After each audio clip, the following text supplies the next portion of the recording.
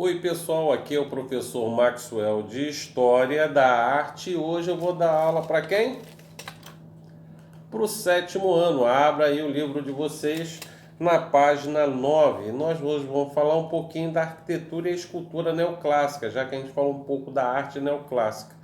A arquitetura e as esculturas neoclássicas vai nascer na Inglaterra no século XVIII, tá, inspirados nas arquiteturas e esculturas clássicas lá da Roma antiga e da Grécia antiga, tá? E às vezes tinha uma pintadinhazinha ali de Egito, mas tudo mais inspirado na Grécia e na Roma antiga, tá? Vocês vão reparar que nesse momento aí da idade moderna, certo? Vão ter as igrejas protestantes que estão aparecendo, certo? E os templos, as igrejas católicas, que as católicas, por exemplo, elas gostavam mais do estilo barroco. As protestantes estavam começando a aparecer, vão abraçar mais as obras neoclássicas, tá? Acompanhe aí a leitura aí da página 9. Os artistas neoclássicos exploraram as regras exatas das proporções e simetrias com base em análise dos templos e palácios da antiguidade clássica, que eram caracterizados por linhas retas, frontais, triangulares e arcos romanos. Por exemplo, temos aí o Arco do Triunfo, tá? Que é em Paris, e temos aí o Christian House, tá? Que fica em Londres. Aqui no Brasil também vai ter algumas influências também neoclássicas, tanto na arquitetura como também nas esculturas, tá? Já que as esculturas nossas, por exemplo, da época do ouro, ela estava mais inspirada no estilo barroco, que chegou um pouquinho mais tarde aqui no Brasil, certo? Mas depois essa arte neoclássica, certo, vai chegar aqui com muita força e assim vão inspirar principalmente na arquitetura, tá? Eu vou passar para vocês aí um vídeo, vão ser 2 vídeos que eu coloquei num só, tá? Primeiro é o vídeo das arquiteturas, né, os prédios fora do Brasil e no Brasil, tá? E depois vocês não estranhem sobre quando eu botar aí sobre as esculturas, é uma portuguesa, tá? Um vídeo português, então o sotaque está um pouquinho diferente, então não estranhe, tenta se concentrar que vocês vão entender muito bem. Então veja o vídeo aí, daqui a pouco a gente se fala. Olá pessoal, nesse vídeo vamos mostrar as características da arquitetura neoclássica, as principais obras e sua influência no Brasil e no mundo. Acompanhe. A arquitetura clássica impressiona com suas obras monumentais, simetria, colunas e detalhes, não é mesmo? Até hoje essas obras são vistas por turistas no mundo todo, que buscam conhecer mais sobre a história da humanidade. Mas não é de hoje que existe essa curiosidade e encantamento por elas. No século XVIII, vários filósofos e intelectuais começaram a resgatar seus conceitos e deram origem ao neoclassicismo. Mas afinal, o que é neoclassicismo? O neoclassicismo foi um movimento artístico e cultural surgido na Europa no século XVIII, por volta de 1750, e que visava resgatar os valores estéticos e culturais das civilizações clássicas, especialmente Roma e Grécia. O neoclassicismo teve grande expressão na pintura, na literatura, na escultura e na arquitetura, espalhando-se pelo resto do mundo e perdurando até meados do século XIX. O termo neoclassicismo foi criado em função de estar ligado aos ideais clássicos como meio de compreender as mudanças do mundo contemporâneo. Este movimento estava em conexão com o academicismo e defendia a retomada da arte antiga, que era considerada um modelo de equilíbrio, clareza e proporção, buscando uma simplicidade e pureza estética, principalmente na pintura. O neoclassicismo estava em oposição ao rebuscamento e exagero dos detalhes ornamentais do barroco e do rococó. Em contrapartida, defendia o rigor formal, a supremacia da técnica e a necessidade de um esboço em desenho antes da execução da obra, seja na pintura ou na arquitetura. Características da arquitetura neoclássica: uso da proporção e simetria, plantas retangulares, geométricas, simétricas, uso das três principais ordens da arquitetura da antiguidade, coríntia, dórica e jônica, materiais nobres, pedra, mármore, granito e madeiras, processos técnicos avançados, sistemas construtivos simples, linhas ortogonais, formas retangulares, geométricas e simétricas, volumes corpóreos maciços, bem definidos por planos murais lisos, uso de abóbada de berço ou de aresta, uso de cúpulas, frontões triangulares, entre outros. A transição da arquitetura barroca francesa para o estilo neoclássico começou em meados do século XVII, com as obras do arquiteto Anne-Jacques Gabriel, com a construção de projetos como a Praça da Concórdia em Paris e Trianon em Versalhes. Os projetos originais para a Praça da Concórdia definiam um espaço muito diferente do atual, com 2 palácios que delimitavam um espaço fechado por uma série de balaustradas. Os edifícios eram claramente inspirados no traçado de Claude Perrault, fachada do Louvre. Na arquitetura francesa, o trabalho de Perrault na construção do famoso Palácio Real de Paris foi um exemplo de maestria, o seu desenho claro e ordenado, composto por um frontão central e um sistema de colunas germinadas, erguidas sobre um maciço embasamento. Teve uma notável influência na definição do novo canone estético da arquitetura. A geração seguinte é direcionada a uma concepção da arquitetura mais clássica e severa. Marie-José Pierre venceu um concurso lançado na Academia de São Lucas, na Itália, para uma catedral e 2 edifícios anexos. Retornando à França, projetou uma casa para Madame Le Prété de Nebaud, perto de Paris, sendo talvez o primeiro edifício francês verdadeiramente clássico.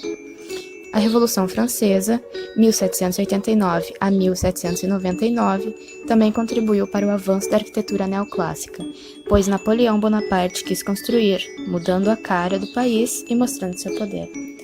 A arquitetura francesa tem uma das mais belas obras neoclássicas do mundo, o Panteão de Paris, que é um dos maiores exemplos da arquitetura deste período, localizado na França.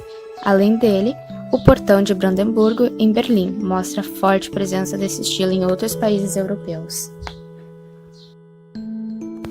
A construção da Porta de Brandemburgo assume-se como a introdução do neoclassicismo na arquitetura da Alemanha. Criado em Berlim por Karl Gotthard Langhans entre 1789 e 1793, o monumento apresenta aspecto sóbrio e severo ao estilo dórico.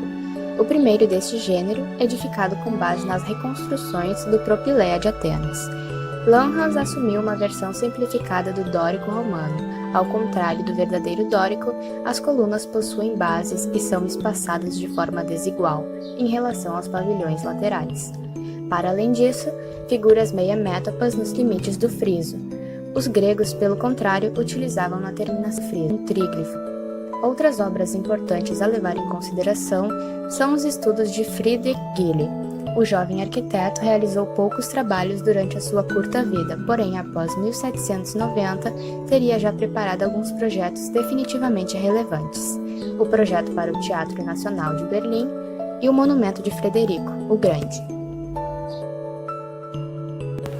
No início do século XVII, o arquiteto inglês Inigo Jones começou a divulgar na Inglaterra o trabalho de Andrea Palladio, um dos maiores nomes da arquitetura italiana naquela época. Desde então, a arquitetura palladiana foi tão engrandecida que dominaria a arquitetura inglesa, até que acabou por sofrer delicadas alterações por Robert Adam. Ao longo do século XVIII, registrou-se a construção de várias residências influenciadas pelo estilo italiano, como Holkham Hall e Chiswick House, projetados por William Kent e Lord Burlington, respectivamente. Da colaboração entre os dois, resultaria o hall de entrada da Holkham Hall, cerca de 1734, considerado como um dos mais espetaculares interiores do século XVIII. O resultado final é definitivamente clássico, com uma sala que revela uma concepção dramática de inspiração barroca.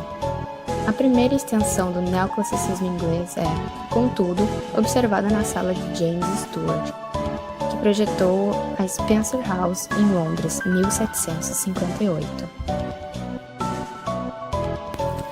A origem do neoclassicismo nos Estados Unidos, conhecido por estilo georgiano, inspira-se de forma direta no neopalladianismo inglês, a partir do final do século XVIII. Dos exemplos mais interessantes nessa tendência referem-se à casa do arquiteto Thomas Jefferson e o Capitólio de Richmond, do mesmo autor. Outro importante arquiteto foi Benjamin Latrobe. O primeiro, a partir de 1771, concebeu a Casa de Monticello, em Virgínia. Obra esta que não foi particularmente inovadora quando comparado com as construções inglesas da contemporaneidade. O neoclassicismo afirma-se no cenário americano principalmente até finais da segunda metade do século XIX. As últimas obras mais notáveis foram projetos de excelência acadêmica, como exemplo a Biblioteca da Universidade de Columbia, em Nova York, de 1893, uma imponente construção que reflete o esplendor da arquitetura civil romana, segundo o modelo do neoclassicismo francês. No Brasil, o neoclassicismo se desenvolveu nos centros maiores do litoral da cidade de Belém, de Recife e do Rio de Janeiro. A arquitetura no Brasil, na arquitetura inglesa construtiva, era caracterizada pela simplicidade, com cornichas e platibandas como recurso formal. As paredes de pedra ou tijolo eram revestidas e pintadas de cores suaves, como branco, rosa, amarelo e azul pastel. Apresentavam um corpo de entradas salientes, com escadarias, colunatas e frontões, e valorizavam a decoração dos interiores com revestimentos e pinturas. Em geral, as linhas básicas da composição eram marcadas por pilastras, sobre as quais, nas platibandas, dispunham-se objetos de louça do porto.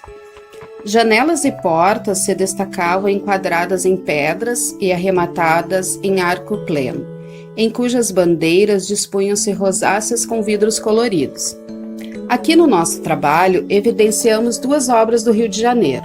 O Palácio do Itamaraty, que foi construído entre 1851 e 1855, por Francisco José da Rocha Leão, conde de Itamaraty, onde tinham contato direto com a Europa e que desenvolveram um nível mais complexo de arte e arquitetura e se integraram nos moldes internacionais da sua época.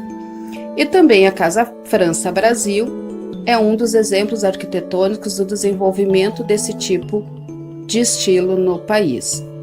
Em busca de aprimoramento no nosso assunto, trouxemos para vocês um passeio que fizemos no Centro Histórico de Porto Alegre.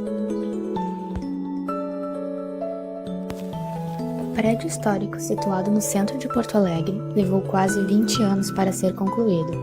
Em estilo neoclássico, foi feito com material vindo da França, dos alicerces até o gesso.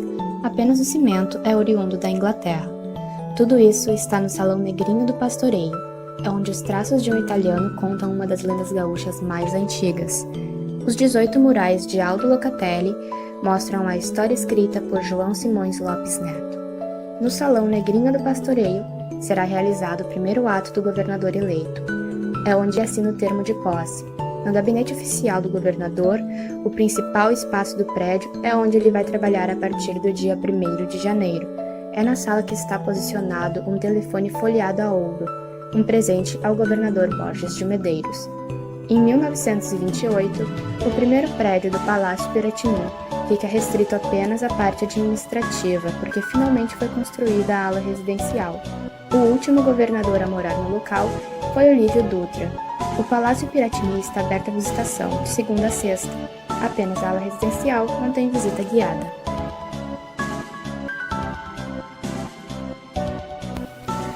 Centro Cultural Santander. O prédio possui aproximadamente 5.600 metros quadrados de área construída e é tombado pelo Patrimônio Histórico Estadual, fazendo parte de um conjunto arquitetônico precioso do centro, que que com o estabelecimento no Centro Cultural ganhou mais um grande impulso de revitalização. Tem uma arquitetura eclética com predominância de elementos neoclássicos. Sua planta é retangular, com 5 pavimentos mais um subsolo, e as fachadas se elevam sobre uma base de granito e são revestidas por sílex, uma massa raspada e mica. Com decoração escultural e ornamental requintada, são marcantes suas grandes colunas lisas de capitéis coríntios. No interior existe um grande salão central iluminado por uma claraboia, com magníficos vitrais de oricesa, cercado por imponentes colunas e belas balaustradas. O antigo edifício, que já serviu de sede dos bancos da província, Nacional do Comércio, Sul Brasileiro e Meridional, é hoje administrado pelo Santander. Foi restaurado e adaptado para ser um moderno centro de arte e cultura. A principal intervenção foi a criação de um átrio no antigo poço de iluminação dos vitrais, possibilitando apreciá-los pela primeira vez em uma perspectiva de cima para baixo. No andar térreo, no segundo piso, organizou-se o espaço para abrigar exposições e no subsolo os antigos cofres foram transformados em uma sala de cinema, café e restaurantes, conhecido como um dos espaços da Bienal do Mercosul.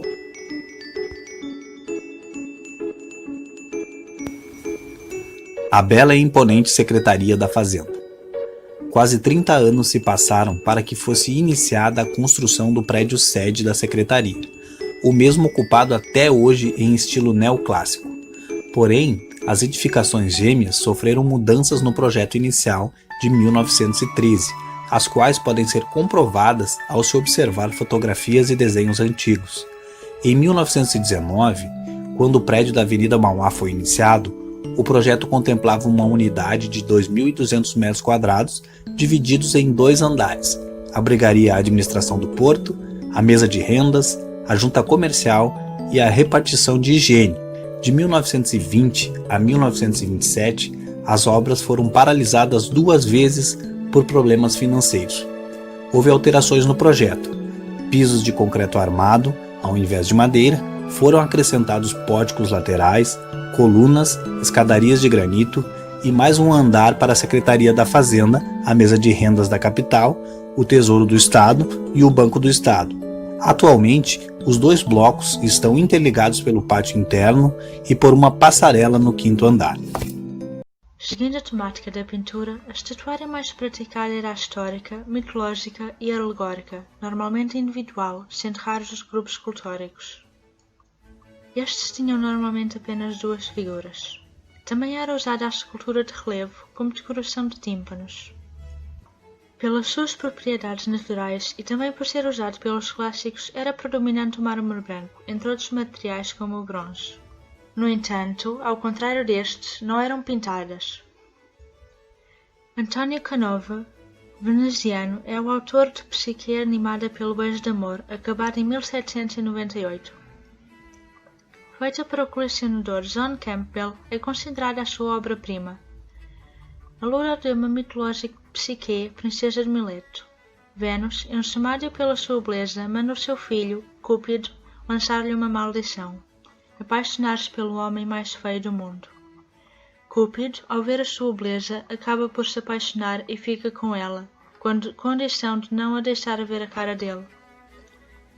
Uma noite, após uma conversa com as irmãs, decide tentar vê-la. Este acorda e, furioso, expulsa. Como castigo, Vênus manda em busca de uma ânfora, também representada na escultura, que esta não podia abrir. Cedendo outra vez à curiosidade, abre, e dela saem vapores venenosos e desmaia. Cúpido acorda, reanimando-o com um beijo. É este o momento retratado. O beijo é o centro de toda a ação, onde se ligam a todas as linhas compositivas.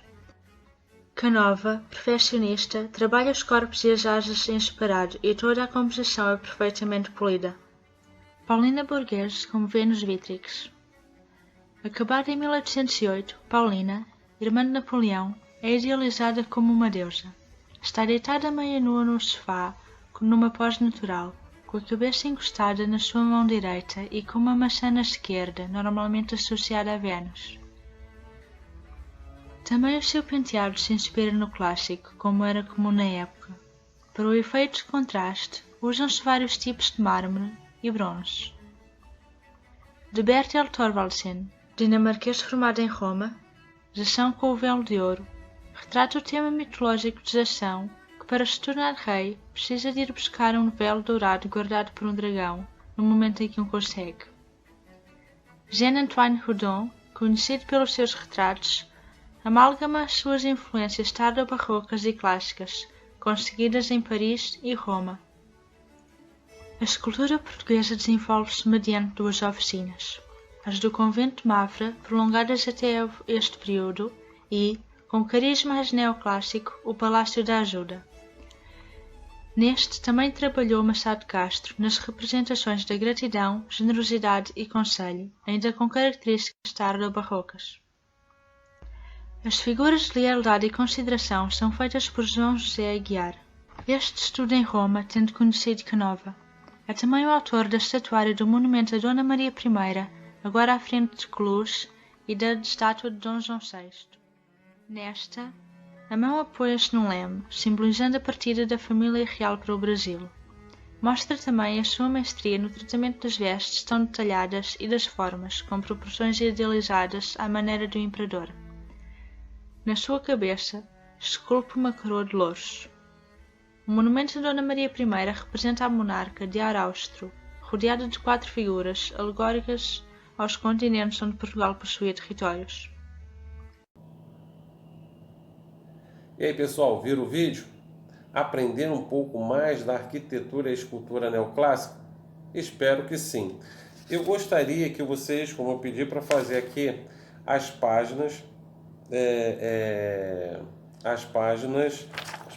página 8. Eu espero que vocês tenham feito. Semana que vem, no próximo vídeo, eu dou uma olhadinha aqui, tá? E também, na página 10, mostra um pouco aí de algumas esculturas que vocês viram no vídeo e alguns prédios também. Tanto é, se vocês olharem bem esses prédios aí, vocês vão ver a Universidade Federal do Paraná. Olha só, a frente aí do prédio totalmente parece que está na Grécia Antiga, tá? E temos aí a Suprema Corte de Washington, nos Estados Unidos, também aí totalmente parece um Pantenon grego, tá? Realmente muito bonito. Semana que vem a gente vai falar da arte romântica, tá? E saindo um pouco aí do neoclássico. Pessoal, um abraço. Espero que tenha entendido a nossa aula de hoje aí e até a próxima videoaula. Tchau!